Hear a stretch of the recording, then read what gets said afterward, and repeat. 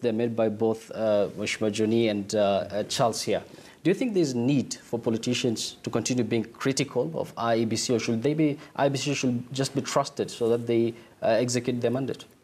Thank you so much. I think the most important point that was made is that the political class should not hold Kenyans at ransom. First, the IEBC came into being through a process. We have a parliament, we have other institutions which are supposed to look into actual oversight, the activities of this body, and there has been sufficient time. Quite a number of issues have been raised. What I would expect, instead of criticizing the IEBC, I would expect a rift of points saying that this is how an ideal IEBC should operate. And we should have been given this ideal IEBC long time enough. But anybody now crying for about IEBC at this last point of election is not doing Kenyans any good. And therefore, I would call upon the political class to really say, we are where we are, this is our institution, this is Kenya, this is our country. And nobody has the title deed of this country. Kenya belongs to us all. And therefore, there is need to build confidence and every party to play its role. And I think the kind of court case that have been coming up against IEBC have been very healthy, because that has provided the institution opportunity to improve on areas where probably it has been. So I would call upon every political player to have confidence on IEBC, such that when the IEBC finally announces, and we don't know who will be the winner, right? When it announces, then that funding will be accepted across the board. But it would be very unfair when a political group says IEBC is wrong, and IEBC is wrong, and this trying to build a perception such that whenever the IEBC announces results which are contrary to that group's expectation, they say, hey, I told you. So let us be honest with ourselves. And if there was any doubt on IEBC, then we should have had a big, like an ultimatum that if this doesn't happen, we are pulling out. It's normal for political groups to pull out of elections when they feel that the playing field is not fair. So, Johnny, as you react to that, the president yesterday mentioned something very important. You know, he's always been criticizing the opposition, saying that the opposition is not ready for elections. That is why they're casting aspersion on IEBC. Let me just begin with this. Is the opposition ready, first of all? More than prepared. I think there are issues. My colleagues here have, they keep on saying that. You see, the only way to improve IEBC is to criticize it. There are timelines that IEBC was supposed to have met a long time ago. They haven't met. IEBC, NASA advised them not to give to KPMG about the auditing of the voter registry. They did. Nothing has come out of it. It's wasted money. We've told them to publish the results of the KPMG report. They've refused. The law was very clear and categorical. 60 days to the general elections, they must have published the voter registry. They haven't done so. They are supposed to gazette all the polling centers. They haven't done so. These are critical things that the opposition is raising. And IEBC is supposed to look into it. In 2013, there were cases of illegal polling centers that were used to stuff ballots and everything. Whether they were done or not. But, these are critical issues being raised by the opposition. And the only way to clean it is to publish the polling centers. Gazette it. They haven't done so. We keep on asking them to give us the voter registry and what, so that we know. And we want to know the results of KPMG, because the elephant in the room is the voter registry. That is where the last time, and NASA keeps on saying there were 2 million people who voted for the president only, and didn't vote for the rest of the other candidates. 5. And nobody knows where the 2 million votes came from. So it is such things, such mischiefs, that we want to put a stop to. We want to make sure that it doesn't happen again. And the IEBC is not okay. The excuse is that they are new commissioners, they're still trying to learn the ropes and what. But they have a secretariat that has been effective. The laws were changed so that it doesn't matter. The commissioners are just there for the policy purposes. The secretariat is what is actually running the thing. But every time the secretariat has problems, it keeps on consulting the executive. This is supposed to be an independent body. Its name is actually independent IEBC. Independent Electoral and Boundaries Commission. But you'll think that they're an appendage of the executive, so that they will take each and every advice from the executive. And of course, the executive here is Jubilee. And you keep on hearing, of course, the president will keep on criticizing NASA and saying they're not capable, they're not prepared, and what. Of course, this is a distraction. It's not here nor there. I don't think NASA should even answer that. It's part of the campaign trails. I don't think, and whatever he says, he means it. They're prepared. They will not waste so much money going around the country and campaigning if they're not prepared. As I said earlier, when I started with my statement, it's about the voter turnout. NASA is just working on the voter turnout. Nothing else, nothing more.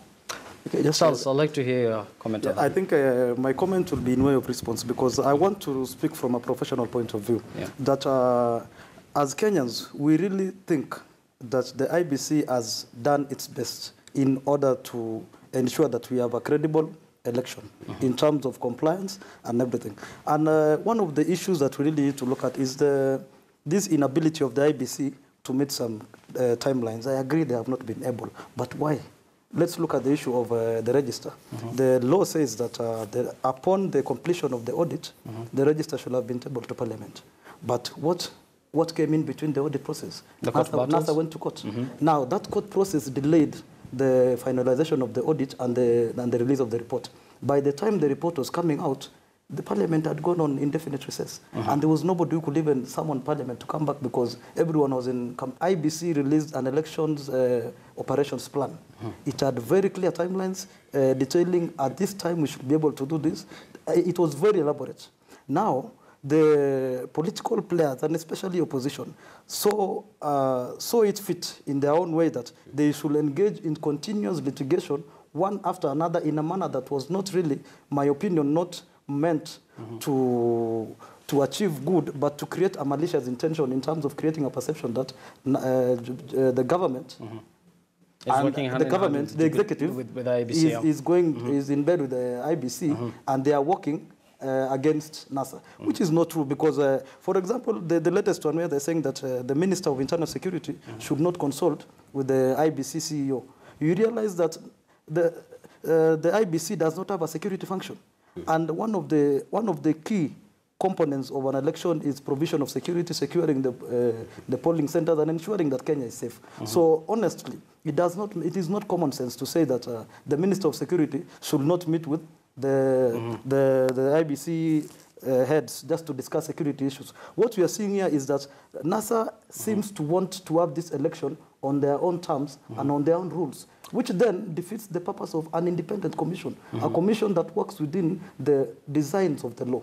Which of course, you've already alluded to the fact that IBC has communication issues, and they need to make public, for example, the meeting they held with the Interior CS, NASA was saying that they need to make public the details of the discussion that they had between, the acting Interior CS and IBC. We'll come to that shortly. But for now, to our viewers, those are just some of the live pictures we are capturing for you from the Bomas of Kenya. That is where we do expect the IEBC chairman, Wafula Chebukati, any moment from now to address, the press on what has been termed as the state of the nation briefing as far as the IEBC preparedness is concerned, with just 10 days to the general election.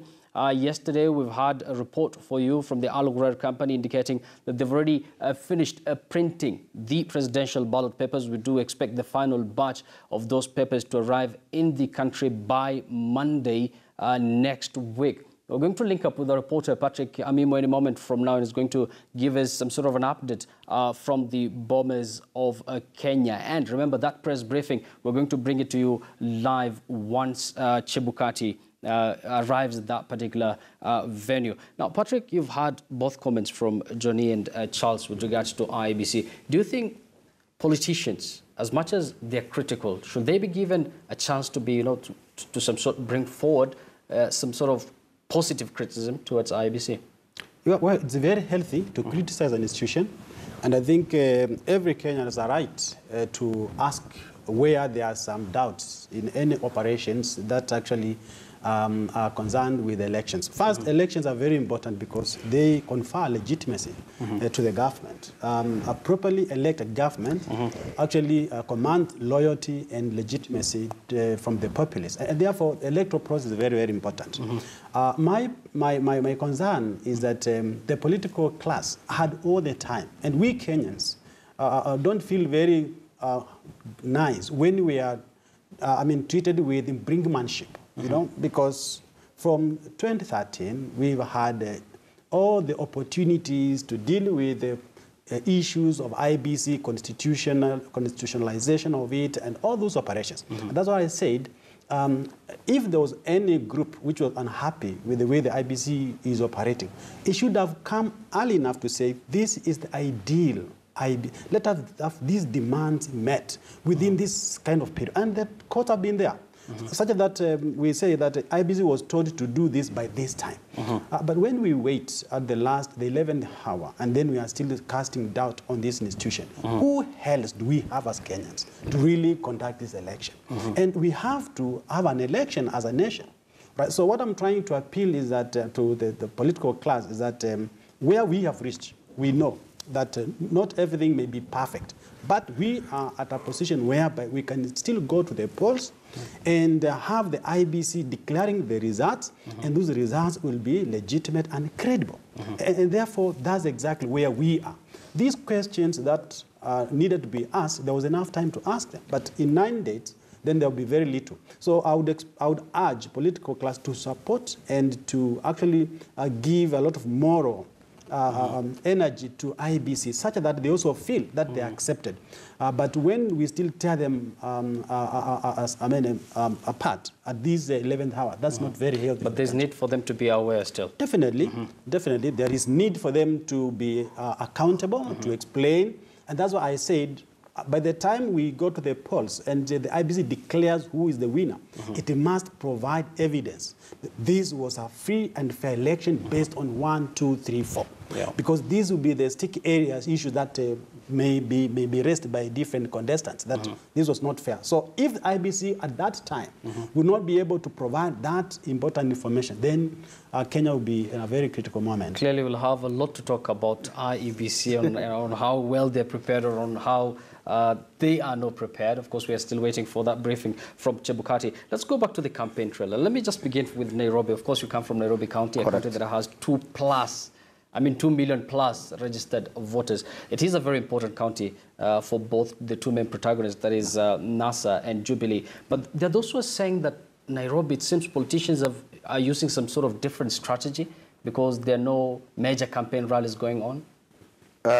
Well, I think in terms of awareness, you can't compare Nairobi County to the rest of the country.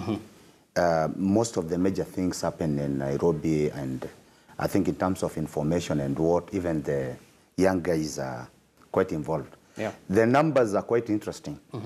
I think Nairobi has about 2.3 million registered voters, of which in our analysis, 900,000 belongs to Jubilee, I think about 1.4. Most likely goes to NASA. I'm sure that those who are going to say very generous. No, I'm just, of course, you know, and politics is tribal. Yes. And when we go tribal breakdown, and it's something that we can justify. But that one does not give NASA an edge in Nairobi. It doesn't. In terms of, for example, the gubernatorial contest, it's neck to neck between Sonko and Kidero. Kidero has a slight edge, because of incumbency. But Sonko's candidature is quite interesting. He eats 14% into NASA votes. The women reps, I think NASA has an edge. Of course, Pasaris is the NASA candidate. It seems NASA has had already its opinion poll in place, right? Yes.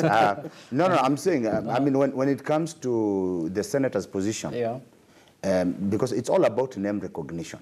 The senator's position, Sakaja, seems to be doing very well. Yeah.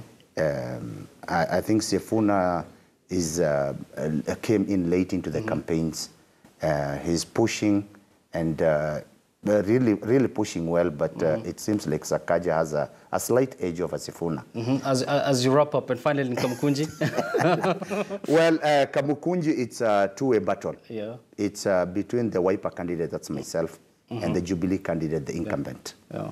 And hopefully, in our latest poll, NASA has 68% edge in Kamukunji. Thank you for that, Charles. You'll react to that shortly, and Manuki as well. But before that, we're going to take a very short break, but we'll be right back with much more, including that press briefing from the Bombers of Kenya, where we do expect the IEBC chair to address the members of the press any moment from now. Don't go too far. We'll be right back.